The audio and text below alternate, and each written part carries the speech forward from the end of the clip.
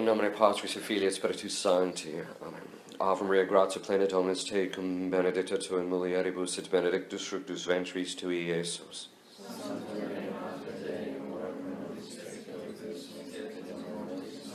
Our Lady of Grace, pray for us. In the name of the Father, Son, and Holy Ghost. Amen. Okay, so the conference is on negativity. And the reason we want to go into it is because of the fact that when people are negative, it actually has a very distinct effect spiritually and even psychologically. So to that end, the first thing we want to do is talk about the psychological faculties. We talked about this once already, didn't we? I think. Okay. So you have 5 senses, right? 5 exterior senses. And those 5 exterior senses are unified by what's called the common sense power. And basically what this power does is it takes all your sense experience and unifies it into one image and expresses it into your imagination in the form of an image. Okay. And we know that, by the way, this is all part of the material side of a human being. This is all material. And the reason we know it's material or that it's part of the brain is there's an actual part of the brain that when it dysfunctions, people hear things at a different time in which they see it. Okay. So it expresses this image into the imagination. Then, and at the same time, it also expresses it into the memory. Okay. Then there's this thing called the cogitative power. And basically what it does is it has the power of association.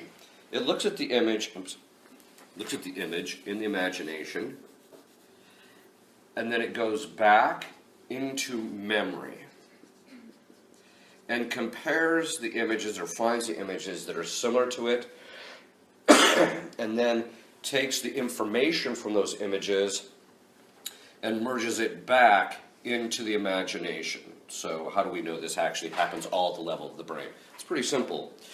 So when your mother walks into the room, the image in your imagination is this figure of a woman, and you have this image of a woman in your imagination.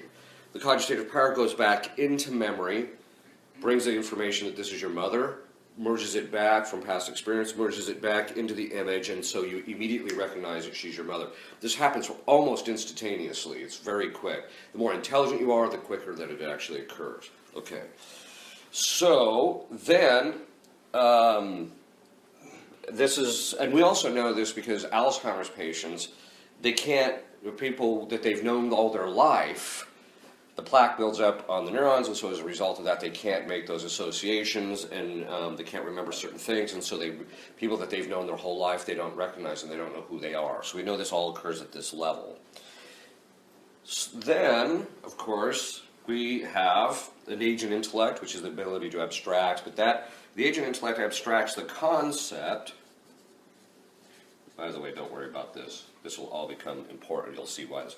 It extracts the conceptual content latent in the image. So I see a bunch of dogs. It extracts the nature of a dog out, presses that concept into what's called the possible intellect. And this is the part that is immaterial. This is why Father Hardon said you can have a mind, you can have intellectual, in fact, people in heaven have intellectual activities, but they don't have their body. So we can actually have activity intellectually does not correspond to that there's no bodily organ performing anything in relationship to it. This concept then, once that concept enters my mind, I have the act of understanding. Then the possible intellect makes an act of judgment, and it does that by looking back at the image. So if someone tells me all dogs are 4-footed, okay, except for the guy that happens to get his leg chopped off. We're talking about normal dogs. Okay. So the dog, I have this concept of dog, and then I have to go back to the image and think about 4-footed, my cogitative power goes back into memory and tries to tries to make any association of any dogs that by nature only have 3 legs or something of that sort, right? And then it doesn't have that. It brings that information back in, and it recognizes that I don't have that, so that I know that proposition that all dogs are 4-footed is true because of the content of the stuff contained in the image. Okay, so truth is when my possible intellect looks at something in the concept and goes back to the image and judges whether it pertains to reality or not. That's how we know the truth. So, and it also judges the good. This is morally good or morally bad. That's presented to the will. The will then makes a choice, and if it does, then to do something, that it can move the lower faculties. Okay. Now, what happens is that when we have an experience of something, the cogitative power not only makes an association, but it also can make an assessment about whether something is actually good or bad for me on a physical level. And that assessment, that perspective that it puts on the image,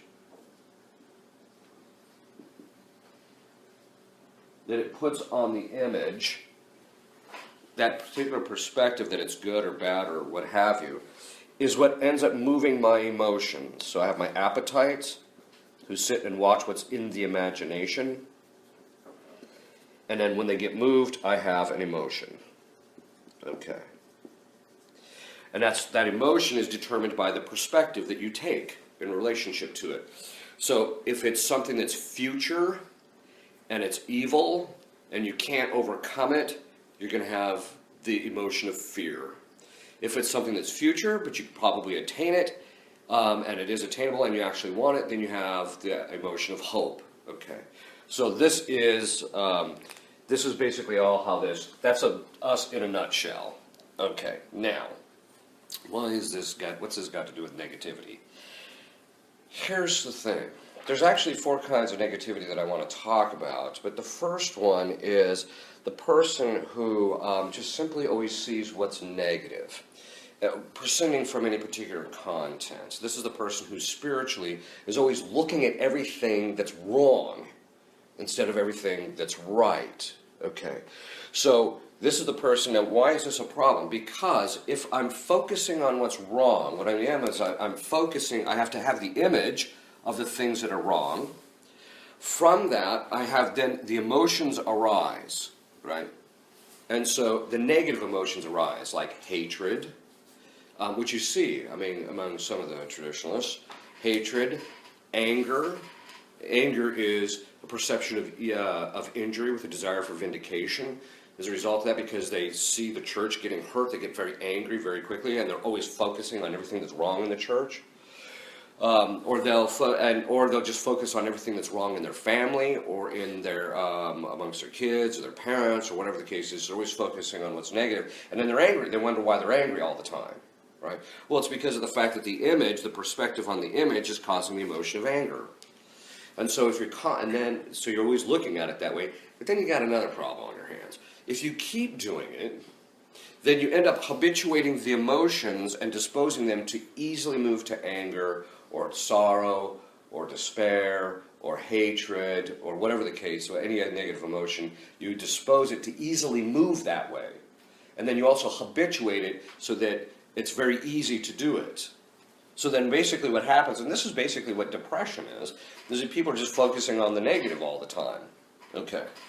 But then also the other thing is that when you make the choice to keep thinking about the thing, the will moves the imagination to stay focused on the thing. And so the cogitative power learns that when certain things come into your experience, or your family members or whatever the case is, comes into your experience, that the cogitative power, because you're looking at the negative all the time, the cogitative power gets habituated into doing what? Going back into the memory and finding what?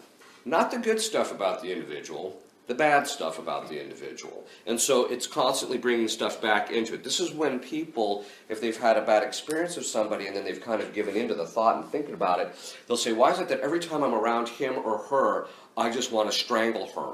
And I don't even know why. The thing she did was long year in the past. Yeah, the problem is that you habituated the cogitative power to look at it that way.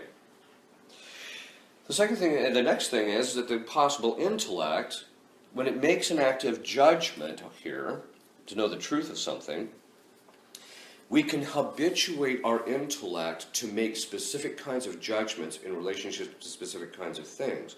So that if we're always looking at something in a negative way, we're going to habituate the possible intellect to look at everything from the point of view of what's negative. Now, then, the will is a blind faculty. It can't will anything on its own. So this negativity, this negative judgment that we have of people or things or whatever the case is, which is in the possible intellect, is presented to the will, which then means that the will is going to suffer sorrow and things of this sort, and it's going to be painful to our will, or we'll start taking delight in it. Where does that come in? St. Thomas says, when we act according to the disposition that's in our faculty, regardless of whether the object causes pain or not, we get a pleasure out of it. They discovered this in modern brain studies, that people who are depressed, their brain actually releases pleasure drugs when they think about negative stuff. Okay, and we can get into the habit of that. And the converse of that is the case, we know is the case, because if we're in a negative disposition, and then somebody comes along and tries to cheer us up, we find the guy annoying, and we don't want to go that direction. We find it painful, right? We find it the opposite. Okay. So basically, if you're focusing on the negative all the time, now it doesn't mean that you put your head in the sand. It just means that you only give something the degree of tension that it's necessary. Usually what drives the negativity is some kind of an attachment. They have an attachment to the church, or the state of politics, or the state of their family, or whatever the case is. And so as a result of that, they're always looking at the negative, and they're always trying to purge the negative out of the individual. Right? So, and this is something that can be a bit of a problem, because I've met families where the father or the mother is extremely hard on the children because they think if I keep on top of them, eventually they'll become perfect. That is absolutely absurd from a very basic principle. I mean, no, don't get me wrong. I mean, it's a very easy kind of mindset to kind of fall into. Why is it absurd? It's based upon the principle of sufficient reason, that the existence of a thing is accountable either in itself or in another. What does that mean? It means you can't give what you don't have. If you're not perfect, you're not going to make your children perfect. If you're not perfect, you're not going to make the church perfect. If you're not perfect, you're not going to make the politics perfect. So the first thing you have to accept the fact is that you don't have the capacity to render even yourself perfect. So that's what you have to do. You just realize, okay, I can't, this isn't my thing. And part of the negativity is getting sucked into that idea, if I just keep on top of it, or I keep thinking about it, or I keep working at it, it'll get better. It's not going to happen. That's the first thing that you have to kind of realize. And all you're doing is by focusing all of that is just habituating your faculties to a bit of to becoming disordered. Ultimately, we're only thinking of things that are evil. In fact, that's really what people are in hell are. All the people in hell and all the demons in hell, the only thing they think about is stuff that's negative. All the time. So I tell people, well, look, the more you think about this stuff, the more you're just kind of approaching hell. This is what hell's like. It's just, you're always thinking everything that's negative and evil. Whereas everybody in heaven, even when they see bad things happening, there's still joy. Now, okay, so what does this mean? It means that part of this negativity is only focusing again on the things to the degree that's necessary on your state in life, which is going to be the series of things we'll talk about later, but necessary in your state life, and don't spend any more time thinking about it. Not any more time than is absolutely necessary in order for you to fulfill your duties, or whatever the case is, or to pray, or whatever, but you don't focus on it. This negativity where you're focusing on the thing and then things become disorder. By the way, when you're focusing on the thing that's negative, what happens is over the course of time, when you're always looking at the thing negative, if the reality is that the thing changes and isn't as bad as you think it is, eventually you stop knowing the truth about the thing. This is what happens all the time when I talk to people about the papacy. Everybody is looking at the situation in the papacy, and there's just constant negativity. If they knew what the limits were of papal infallibility, and also, the fact that historically there have been popes that have held heretical ideas, they would realize, okay, as long as it's within this confines, it's not an issue. They would focus on the positive aspect. Under these conditions, he's infallible. Under these, I don't worry about it. God will take care of it. Okay. So, and it doesn't mean I don't pray for him. It just means that I can't be focusing on it. But what's happening is now they're getting to the point where their judgment is getting drawn to one extreme or another. St. Thomas says that truth is judging a thing not greater than it is, not less than it is, but as it is. And what's happening is when you become really negative, you tend to judge things based upon defect, to where you don't fully grasp the truth of the situation. This is true about practically everything. It's very true about traditionalists, even in relationship to their own interior life, which we'll talk about here in a minute. But it gets to the point where they stop being able to see the truth of the matter. And, of course, because they're thinking of the negative, they're having these emotions all the time. And over the course of time, the emotions start getting the better of them, to where they're not thinking clearly at all. And then they end up with something like sedevacantism or the like, because they're not thinking clearly. They just don't want the emotional pain or whatever the case is that goes along with it, even though they're constantly thinking about how bad the Pope is or something of that sort. Okay. So, then, if you look at the different kinds of negativity, so in other words, basically what it boils down to is, if you constantly think of things negative, you're never going to become perfect. You're not going to make the thing that you want to become perfect, that you see the defect in. And third of all, you're just going to develop vice. Your emotions are going to be out of control. You're going to be angry. You're going to be this. You're going to be that. You're never going to fully conquer those things until you get your mind off it. I tell people who are scrupulous, they're looking at their own problems and their own sin and their own thing. That's just a form of negativity. But part of it basically boils down to is that, you've heard me say this before, you're not that important. That's what I tell people who are scrupulous. You're constantly thinking of yourself, right? Which brings up a very important point. Demons have a principle. They got several of them. And one of them is anything but God. Anything but God. And that means even state of the church, thinking about spiritual matters, anything like that, as long as it's not God. They don't care. If they can get you totally hung up about some particular spiritual issue and get you focused on that and spending all sorts of time, they know they've got you derailed because you're not focusing on God. Okay. Negativity, and in the traditional movement, one of the reasons we see so little advance among the traditionalists in holiness is because they're all getting bogged down in the negativity of all the stuff that's wrong, instead of focusing on God, ultimately. And if you tell them that, they just kind of look at you like you're from outer space. But the point is that that's part of the difficulty. So with negativity, the demons try and get you negative in order to get your mind off of the thing that's really important, which is God, ultimately. There's 4 kinds of negativity I want to talk about. The first is in relationship to self. Now, negativity in relationship to self is usually based upon our own sinfulness. We look at ourselves, we realize we're sinful, we got these vices, we got this problem, I got that problem, etc.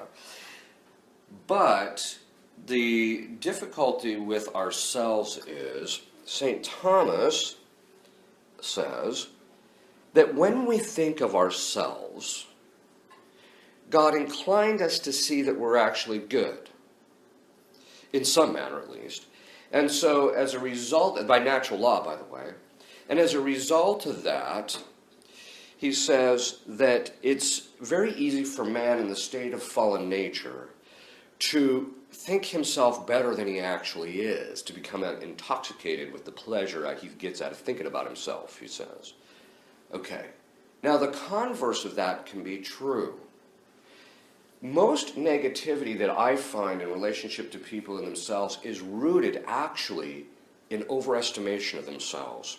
Now, it sounds counterintuitive, but there's a real logic to it. Basically what it is they'll look at themselves and they'll say to themselves, I cannot believe I did that in the past. I cannot believe, in other words, they look at those things in the past that they did. It's painful. They don't like it. They think to themselves, I should have been better than that. Really? You think so? You think without grace that you're going to be better than that? And that's the real key point. And so when they start looking on themselves, or when people beat themselves up constantly and have this self-loathing and think they have to beat themselves up in order to do that negativity towards themselves, it's because of why? They're not focusing on God. God is the one who's going to get that corrected. God's the one who's going to heal that. God's the one who's going to do those things through his grace to get you straightened out. You're focusing on yourself and beating yourself up is never going to correct it fully. It's impossible. Again, because we're back to the principle of sufficient reason. You can't give what you don't have. You would like to think that you should have been perfect.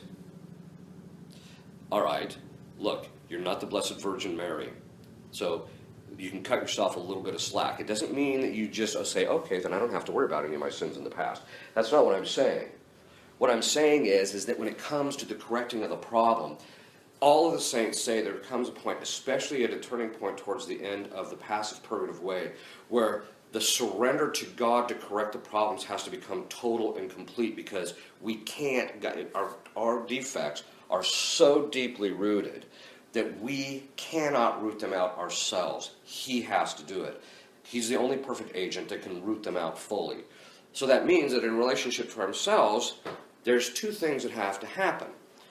One is, you gotta quit thinking of yourself. It's just not that important. But also, because if you're beating yourself up, you're thinking about yourself. If you're loathing about yourself, I hate myself, you're still thinking about yourself. You're not that important. Start thinking about God.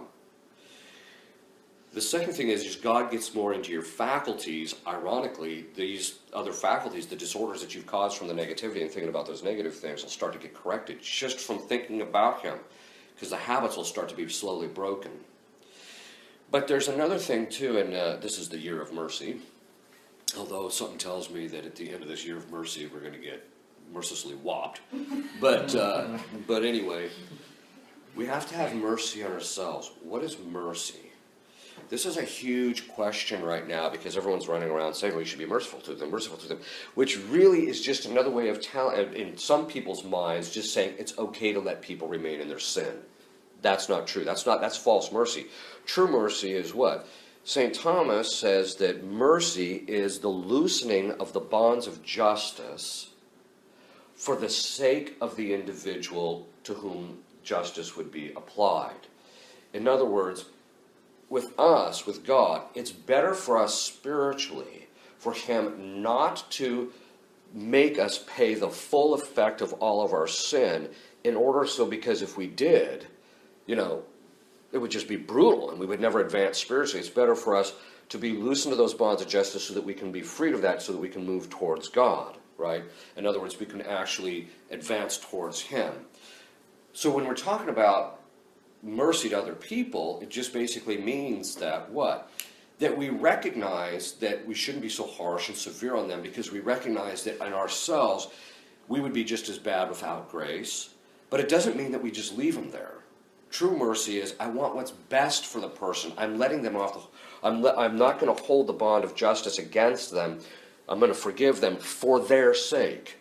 Now, this is important, because this means that on the external level, St. Thomas says, should I extend charity to everybody? And he says, well, interiorly, you have to have charity for everybody. And interiorly, we have to have mercy for everybody, or forgiveness for everybody. However, in relationship to the external manifestation of that, he says it's governed by prudence. Because there's some people, if you're merciful to them, they're just going to get worse.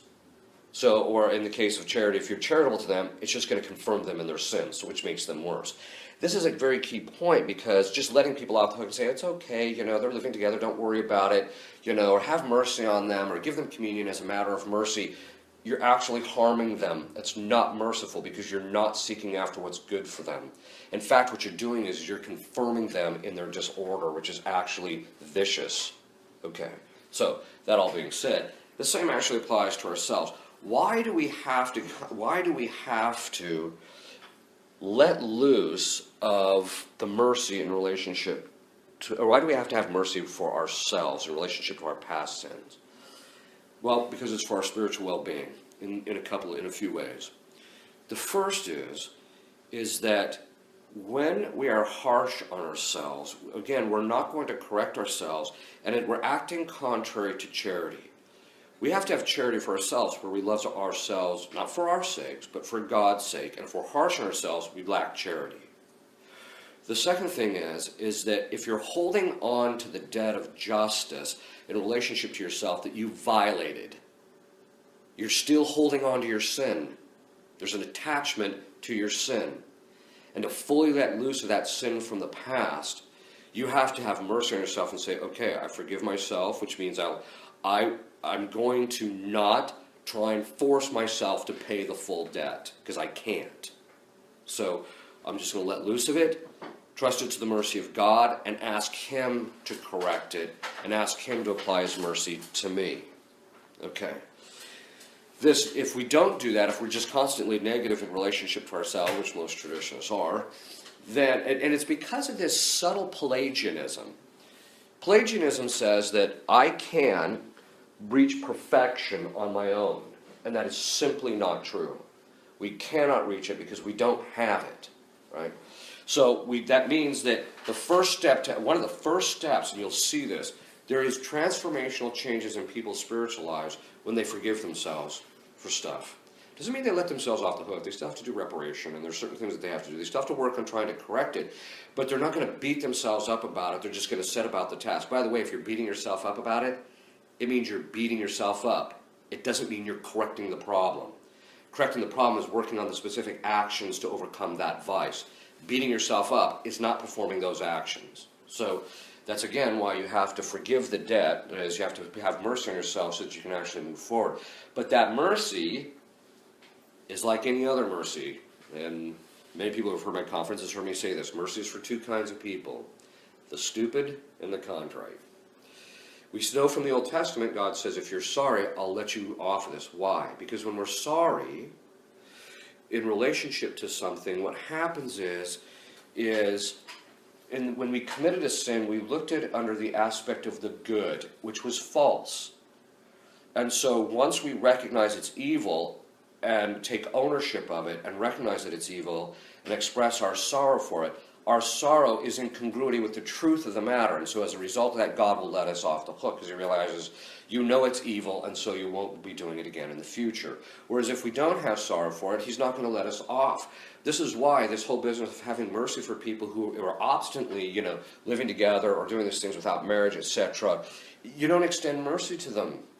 I mean, interiorly you might forgive them, but externally you don't do that because of the fact that it's harmful to them, ultimately, because they're not going to get their act together. So then, so it's basically for those who are sorry. For the stupid, you just didn't know any better. So God, we know that God will cut some slack to people who just don't have a clue. Now, in relationship to us, it's usually a bit of both. We're usually kind of clueless, at least in the initial stages when we do stuff, and we sometimes don't realize how damaging the particular sin we might commit is going to be. But then also we actually have to forgive ourselves in relationship to these things and quit holding on to the debt, because that, as I mentioned, then we're not actually moving forward, and we're not developing charity in relationship to ourselves. The other part of that is that if we don't forgive ourselves, very often people will go to confession, they'll confess a sin. I'll ask them, did you confess a sin? Yes, but you won't forgive yourself. No, that's the sin of usurpation. You're usurping the role of God. You're telling God, you forgave me, but I'm not going to forgive myself. You're standing in judgment even of His forgiveness, which is a problem.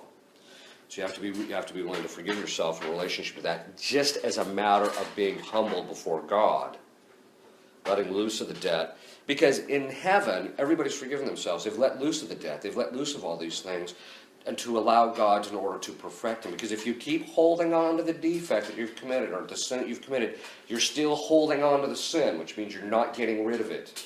Okay. At least interiorly, psychologically. So this is a big point for trad. They can't perfect themselves. Beating themselves, they think, if I beat myself enough, I'll make myself perfect. No, you won't. You're just going to make yourself a bloody pulp, that's all, in the end. And in the end, all you're going to do is just increase your disorders, because you're going to keep thinking of all this negative stuff, and then in the end, it's going to be bad. By the way, in heaven, everybody judges themselves as good. Does that mean we should judge ourselves as good in this life? Yes, but from a very distinct cause. We should not look at ourselves as good in ourselves and because of anything we've done. But we should look at ourselves as good as insofar as what God has caused in us. By beating ourselves up and by refusing to see anything good in ourselves is contrary to humility. Because you're not willing to live life in accordance with the truth. God has caused some virtue, even in the worst people. St. Thomas says that there's no man who is completely devoid of the truth. That is also true in virtue. There's always some area, even in the worst people's lives, where there's some semblance of virtue, okay? But that's not from their cause, it's from God, so that the humility is to look at the good, recognize it, but refer it back to God. And when you do that, He'll increase it. Whereas if you're going to beat yourself up, you're basically telling God, I will make myself good. No, you won't. You're trying to basically take credit for making yourself good, so you got to stop that. Okay. This means, therefore, that we have to have charity for ourselves. Okay, now charity means love of neighbor and love of God for the sake of God. But charity, St. Thomas says, it says, if you look at the fruits of the Holy Spirit, that is, in the fruits of charity, charity is love of God, which means that you're willing the good, and you're willing yourself good, by the way. To punish yourself nonstop is not willing yourself good. It's kind of a disordered thing of, I think I can purge myself. No, that's not how you purge yourself. Okay. So this love is, St. Thomas, we have love, he says, when the thing that we love is present to us, or that we think about it in some way. And so as a result of that, we have this love, which he says is kind of a, in Latin it's complacentia, it's a kind of a pleasingness with this thing that we have. So when we love God and love our neighbor for God's sake, then he says from that proceeds the next one, which is joy. Why? He says, because joy is the result in the will, it's the effect in the will of the beloved being present to the beloved, to the lover. So when we love God regularly, there's going to be a certain joy and a peace and joy that will overtake us as a result of that. Then, he says, and by the way, this is one of the ways you know there's practically no charity in the traditional movement. Because there ain't nobody happy. Everybody's miserable, walking around, beating up on all the magisterial members and each other, right? Okay. And then, of course, St. Thomas says that when our will is focused on God and perfectly ordered towards God, there's peace, which is the tranquility of order, because of the fact that our will is now ordered in the way that it was designed to be ordered. And so as a result of that, this is another sign that you know there's very little charity in the traditional movement, because there's very little peace. You know, when you go to Mass and you see people look miserable. They don't look joyful. They don't look happy. They just look miserable because they're all focusing on everything that's wrong. Okay. And not just a relationship to themselves. Okay. By the way, when you're in the habit of always looking at everything that's wrong in yourself, you're still in the habit of looking at what's wrong. Which means when you go to other people, all you're going to do is look at what's wrong. Okay. So, in order to combat this negativity, or let's put it this way, the negativity is the opposite of the charity. Because the negativity is looking at everything that's looking at evil all the time, rather than looking at the good. Because love is willing the good of another, so you're always looking at the good. Okay. So this is in relationship to ourselves. You have to have charity for yourself. You have to love yourself for God's sake. Which means, if you're loving yourself for God's sake, you are not the terminus of the good that you receive. God is. Which means you're not going to order things towards your pleasures and your delights and your comfort and things of that sort. You're not going to do that. You're going to look at it and say, what is best for me spiritually? What's best for me spiritually is to get up and go pray. What's best for me spiritually is to go and read right now, because that's what my duty is right now, or whatever the case is. Okay, so if you really love yourself, you're going to hold yourself to a bit of a task, but you're not going to beat yourself up. Okay. Then the next one is in relationship to other people, others.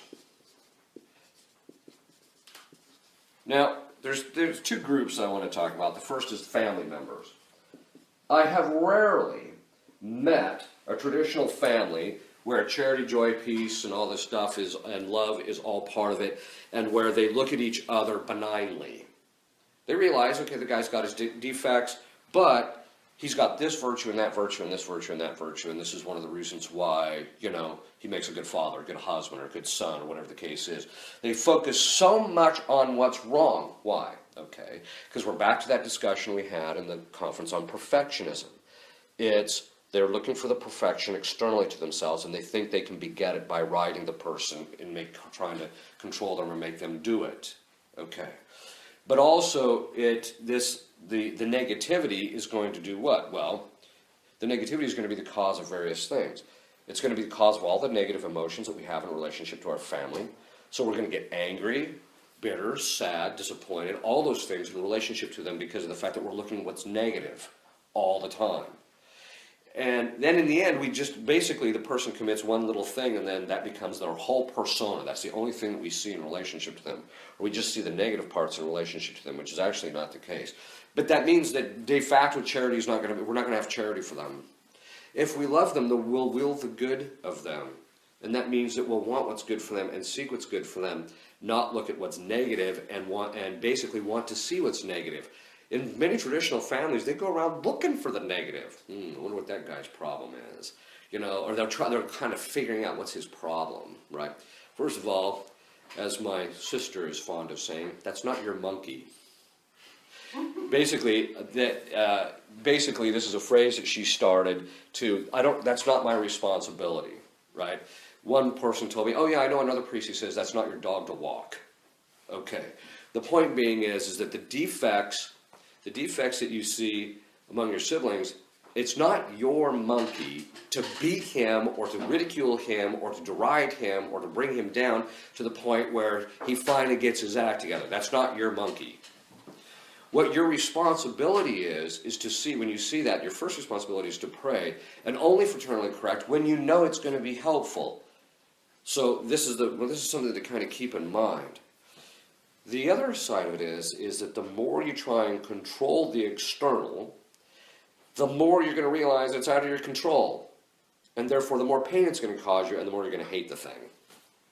And this is one of the reasons why, if you're going to have any semblance of charity or peace, there has to be a complete relinquishing of the control over it. Okay. So in the family, St. Thomas says that the charity has to follow the principle of proximity, which basically means that you have to be more charitable to the people you're closest to than those who are neighbors. I find in traditional families, it's kind of like the mafia, right? They're shooting each other and beating each other up and hammering each other, but anybody outside of it, they're very kind or what have you. Or the opposite can be the case, is that they can kind of tolerate, or they'll beat each other in the family up, but if somebody says anything negative against their family, they get all tore up about it. But the point is that people will be actually kinder to the people outside their family than in. This is completely disordered. And again, this is a sign of the negativity, because they just see the negative in the people that they live around. The one thing we have to realize is, in dealing with people's defects, the person's defects are there to purify you. They're not there for you necessarily to get rid of. It's not your job. I mean, you're supposed to pray, and you might have to correct them given the proper circumstances, but your job is to help the person spiritually, and so that may mean that you don't necessarily point out their defects. And if you're just focusing it on all the time, then you're never going to gain any joy in relationship to it. St. Therese said something very interesting. She said when she was in choir stalls, there was this one nun who would make this clicking noise, and it drove her out of her mind. And then she made a choice. I'm going to choose to find that clicking noise something that it's kind of like a thing of affection, right? She kind of like, it's a thing of endearment. And so she kept choosing to do that, and eventually she liked hearing the little nun making her clicking noise. Okay. So what does this mean? I'm not suggesting that you like the defects of your family members. What I'm suggesting is that you have a choice of how you're going to relate to that. And if you choose to focus on the negative, you're just going to bring your faculties down, you're going to bring your spiritual life down, you're going to bring your moral life down, because you're not going to be advancing in virtue, and you're not going to be advancing in grace.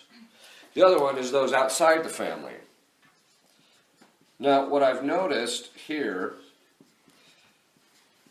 is that traditionalists will look at the state of the world, they'll look at everybody, and they'll basically come to the conclusion that it says in Scripture, which is kind of interesting, it says in Scripture, in excesso meo omnis homo mendax. In my excess, I said, all men are liars, right? And it's specifically pointing out, look, not all men are liars. Not everybody is evil. every so often you'll come across people who are actually leading really good lives, and they find this whole situation in our country absolutely alarming, right? But they don't say much, they're hidden people, etc. It's the vociferous, obnoxious, disordered, evil people that are all the people that are in the public eye all the time, it seems these days. Not all of them, but many of them. I should probably say that because then people start thinking I'm evil because they're listening to my conferences. All right.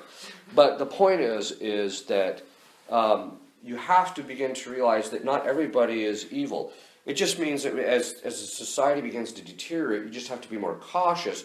But you still have to give people somewhat the benefit of the doubt and don't get hung up on the negative all the time. And this is true of anything from our employees, the people we work around, all those things, is don't keep focusing on the negative. Because then in the end, you're not going to be able to extend that charity to them. The next place I see that the negativity is really overtaking people is in the area of politics. Is it bad? Yes. It's probably far worse than we can possibly even imagine. The people I've talked to that have worked back in Washington don't go into details, but they say it is so corrupt and so bad that if the people knew how bad it was, they would be hanging the politicians from the lampposts. Okay, that's probably true. The thing is what? I can't let that get to me. One of the things I learned in the first few years as a priest is that if you keep focusing on how bad everything is, it's just going to take you down spiritually. Because you're not going to be thinking of the good, you're not going to be thinking of God, you're not going to be thinking of the virtues to develop or the good in the other people so that you can love them more. Instead, what you're going to do is you're just going to let this thing slowly consume you. And in the end, you're going to end up like a devil, basically, who all he thinks about all day long is everything that's bad. And so I just realized, okay, I'm not going to let them do that. And so when it comes to the politics, again, it's one of those things you pay enough attention in order to understand what's going on. But if it starts getting to you spiritually, and how do you know it's starting to get to you spiritually? It starts affecting your ability to pray, or it starts affecting your trust in God, or it starts affecting the charity that you might have for people, some of the politicians that are particularly evil. If it's going to affect that charity, then you know, okay, I got to back away a little bit from it until I can get that shored up. And then the last one is in the church. Now, first let me say one thing. It has been a constant teaching of the church until recently. It's been a constant teaching of the church that all grace comes into the world by means of the Catholic Church. All of it. Which means even if a Protestant or someone else gets any grace whatsoever, it's by the church is the medium through which that passes. Okay. This means when we look at the state of the world or the politics or these other things and realize how bad they are, what that really tells you is how bad the state of the church is, of the members of the church. So when you look at things, you realize the church is in a very bad way. Okay. Obviously, we see this, everything from this last synod to the behavior in relationship to that, the stuff we hear from every office from the top all the way down, coming out, the stuff that's just completely contrary to what the way the church is taught, etc. Those of us who have a love for the church are going to find this very painful. So this means that in relationship to this, you're going to have to do one of two things. One is you're just going to have to develop an ability to suffer. God wants you to suffer the state of the church as it is. Doesn't mean you don't pray for it. Doesn't mean you don't do those things to help it. It just means that you have to be willing to suffer it. The second part of it is that you can't be too focused on it either. Anything but God. That's our principle. Anything but God. You'll get these traditionalists who will spend, I actually know a man who systematically neglects his family to lecture and to write about the church and its state and what's wrong with it and politics and stuff. And he's completely neglecting his family because he's so focused on it. Well, and he's a very negative individual. Practically everything you hear coming out of his mouth is negative, just about. Not all of it, but just about. And part of that is because of the fact that he's focusing on the church when he should really be focusing on his family, by the way. But the point is that the church, you have to be detached even from it. The church is a created thing in the sense that it's a created participation in Christ's mystical body. It is his mystical body, but for us it's a created participation in that. We're part of it as a result of our creation. And so we just have to realize that really it's all about God again. In the church, and in fact you even see this among the traditionalists, they go to Mass, They're spending the entire time at Mass negatively judging the servers, how they're serving, the priest, he's not doing it right, he should do this, he should be, his beretta should be held this way, not that way. It's, everything down to these little things. They're constantly focusing on all that. And who's the guy getting left out in the process? God. I just thought about, if you just focus on God, things would be a lot easier. But these things can also take us down spiritually, where it robs us, because the demons want to do that. They want to rob you of your joy and your peace, and ultimately your love that you have for other people and for God. But they want to do that, and so even in relationship to the church, you just have to do your part for the church to the degree that you can, and then you just have to be detached from it. Because God will straighten out the church in the end. But we just have to be willing to let him do it, because he's the only one that can do it. And don't get so focused on the negativity part, because again, it's going to bring your charity down, it's going to bring your virtue down, it's going to, in the end, you're going to end up becoming very unmerciful and angry. This is one of the main things I see among the traditionalists, are very angry people. And it's because they keep harping on the sins that other people have committed against them, and how bad the situation is at church, and how bad the politics are. Well, then if that's the case, you're becoming more like the demons than you are God, the blessed in heaven. And so, quite frankly, I'll take the place of the blessed in heaven. It doesn't mean you put your head in the sand. It just means that you don't have to sit there and read every last book that's come out about the state of the church. That was a turning point for me. I realized I don't need to read this book about the state of the church. First of all, I know how bad it is. In fact, I probably know how more about bad it is than the person writing the book. I don't need this. What I need to do is focus on God and my spiritual life and helping people, rather than on how bad the state of the church is. Okay. So negativity is one of those things that in the end it just brings you down. And so you have to make a choice. Are you going to focus on that or not? You're going to focus on the defects of your family or the church? You're going to focus on these things? Or are you going to focus on God and what's good? The other side of it is that at a certain stage, this is one of the reasons why most sanguine people can't be really angry for any length of time, because it requires too much energy and it's too painful. So they're just like, I don't want to bother. So they just give up on it, right? Okay, so it's kind of the same thing here. We just have to realize, look, if I'm thinking about all the negative stuff, all I'm doing is keeping myself in pain. I'm keeping the knife in me. Just let loose of it. Just forget about it and focus on the stuff that's good. It doesn't mean you bury your head in the sand. It just means you only look at stuff, only pay attention to those things that are negative to the degree that's necessary for your state in life. Okay. Any questions? You all have that hair blown back jet look. Yeah. Well, when you say that the state of the church affects everything else, we as church people, church men and women, we must have some effect on that as well, being part of it. Well, what it means is that now God can use the church without any specific members of the church. However, that means that the grace that's merited, the reason our politics is so bad is because Catholics aren't leading lives of grace and meriting the grace for the politicians. It's basically what that means. And so the fact that we don't pray for these people, and the fact that we don't do anything for them, and the fact that we're not leading the holy lives, and then we wonder why they're, committing fraud and doing everything under the sun and lying to us every time they open their mouth, etc. Well, sorry, but it's partly our own fault. In fact, as I said, the state of the world is, in the end, really the responsibility of the state of the church. It's really based on the church. So that means that the best way to get the church straightened out in the politics and all this other stuff is for us to become holy, because then we can merit the grace for this stuff to get better. The other thing is, too, is that we get the leaders we deserve. And that ought to tell you something about the members of the church right now.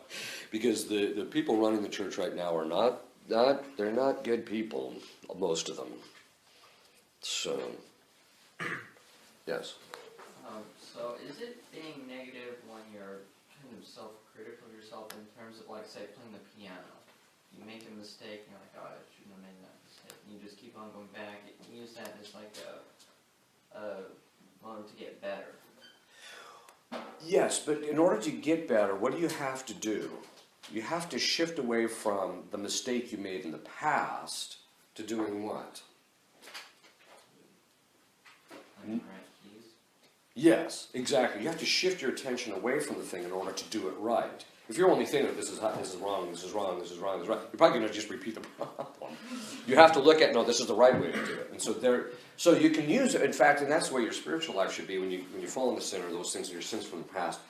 they shouldn't be a motivation for you to beat yourself up. They should be a motivation of, I'm going to work more on that virtue.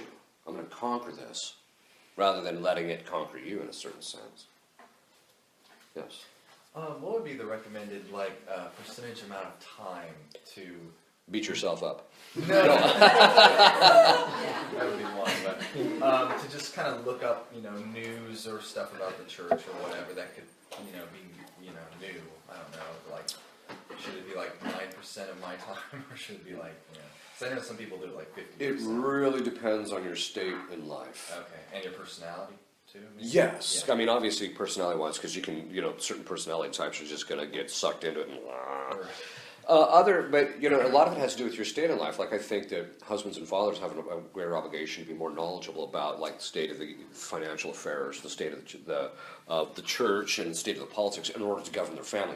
It shouldn't be in order to get more money. It should just be about make sure that they're being prudent with their money and making sure that for the sake of their family.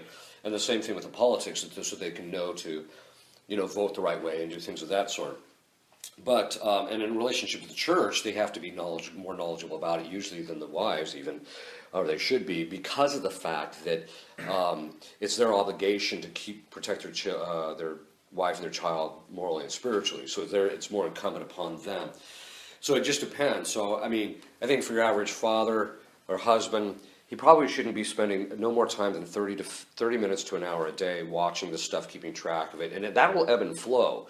But much more than that, and you're basically just feeding curiosity, which is another thing you have to be careful about. But just getting kind of sucked into that, where you're just watching and looking at all the different things because you're feeding the curiosity. So that's one of the things that you have to be really careful in relationship to politics. But it really depends on the person's state in life. In the beginning stages, sometimes people are so ignorant, they're going to have to spend a lot of time coming up to speed. But then once they kind of come up to speed, you don't have to spend that much time on it. Right. So myself, I only spend about 15 to 30 minutes a day watching what's on the news. And that's both in the church and out. And that's just to keep apprised of it, because inevitably someone's going to ask me about something. Right. So, yes. In relation to politics, when things get so bad in the political world that you say, well, what's the use?